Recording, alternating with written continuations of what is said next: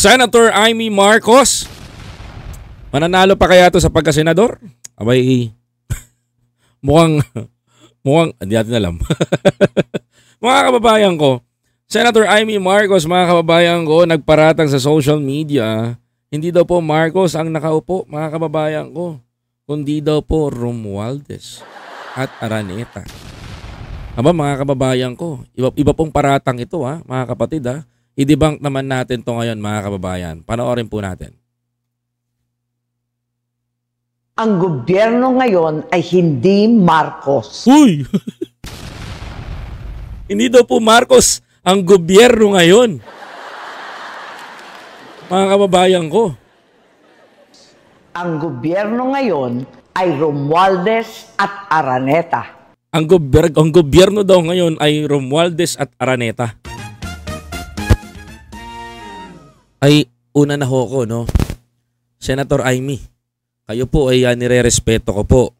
Subalit, medyo po ata sumusobra po kayo dito sa pagsasalita nyo na huda to.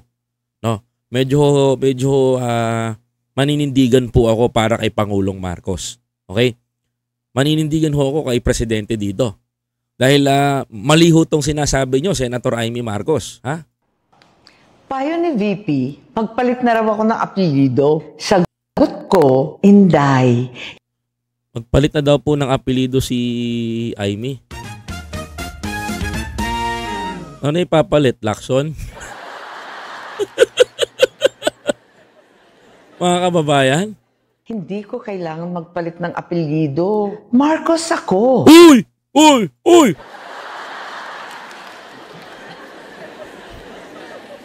Talaga ba? Alam ko na.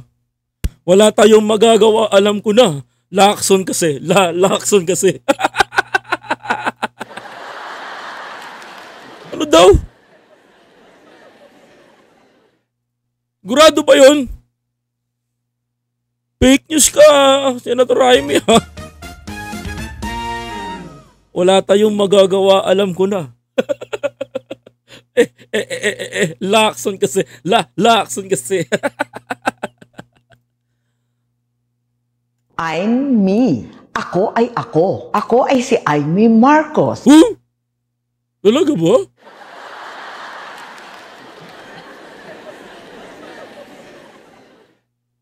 At kapag Marcos ka, hindi ka makikipag-alyansa sa mga politikong nagbintang, nagdiin, at umapi sa iyong pamilya.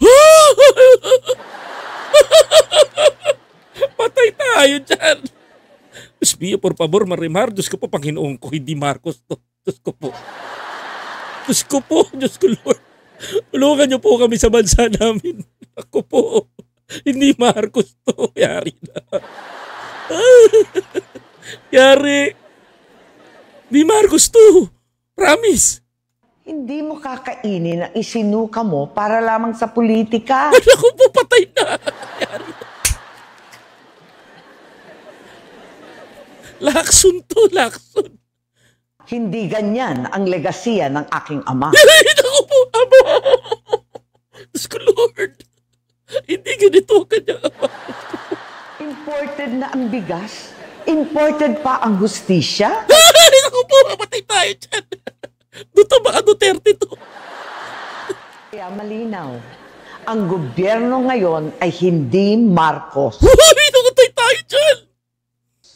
Ang gobyerno ngayon ay Romualdez at Araneta. Okay, mga kababayan ko. Let's debunk this, mga kababayan ko. I-debunk na natin siya, i-debunk na natin. Mga kababayan. Ay, epal na naman to si Banat Baydo ko nga.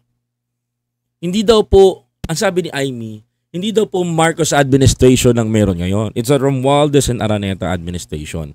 But, daan natin sa batas. Ang tanong po ba, under the Constitution, Senator Lacson, under the Constitution, Senator Amy, sino ba nakaupo? Sino ba nag-oath? Marcos, son of Ferdinand Edralin Marcos, right? Anak ni Pangulong Apo Lakay. Tama? Yun po ang nakaupo.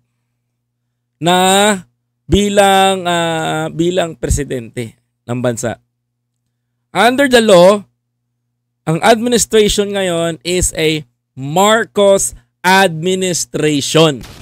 Ayon yan sa ating saligang batas. Ngayon, bakit po ba sinasabi ni Senator Amy Marcos na Romualdez Marcos daw? Romualdez Araneta daw ang nakaupo. Because galit sila sa dalawang ito. Ayoko pasukin pero narinig ko na noong pa man meron na tong gulo sa pamilya nila. Pero let's forward na tayo.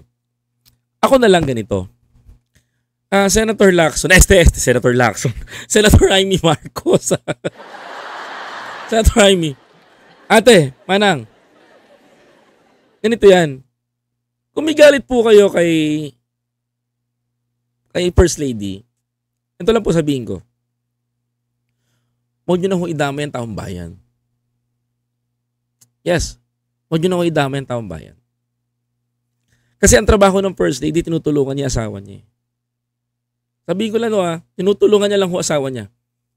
Kung ano man may tulong niya sa asawa niya bilang abogada, karapatan niya ho yun. Asawa niya ho yun eh. Asawa niya ho yun. Wala naman hong ginagawa ang kunang ginang na masama eh.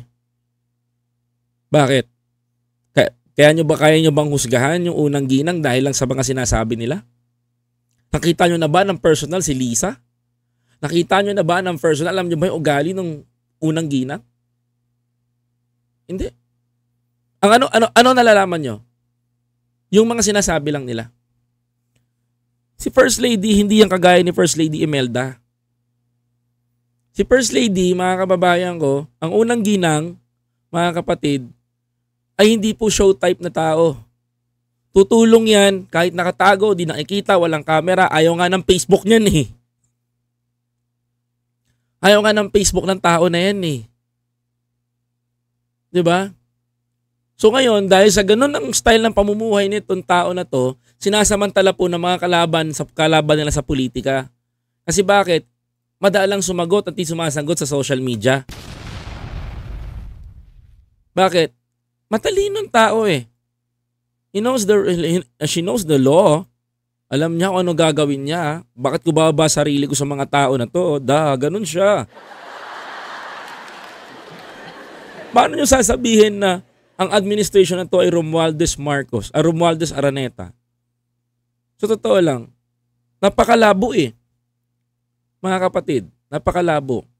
Di nung panahon pala ng tatay ninyo, tatay ni Bongbong na lang, tatay ni Bongbong, di nung pala ng panahon ng tatay ni Bongbong, nung namumuno, ang pamumuno pala nun, kung ganyan ang pananaw mo, ang pamumuno pala nun, Marcos Romualdez. Oo. Kasi yung tatay ho ni Pangulong Marcos na si Apo Lakay, Senator Amy, hinahayaan niya pong papuntahin sa iba't ibang bansa ang kanyang asawa upang maghatak po ng investors. So ang ibig sabihin ho nun, ang administration nun is Marcos Romualdez. Tama? Tama ho ba ako? Isasabihin nyo, sakto ho, Araneta and Romualdez. Ganun po pamumuno ngayon. Parang ang kumakatawan ho, Romualdez ho yung isa, Araneta naman ho yung isa. Yung isang Araneta ho, bakit ho ba? Sabihin na ho natin na nakakatulong ho ang First Lady sa kanyang asawa. Maganda naman ho, tama? Meron ho bang maling nagawa si First Lady? Wala. Bakit nila sinisiraan si First Lady? Bakit nila sinisiraan ng unang ginang?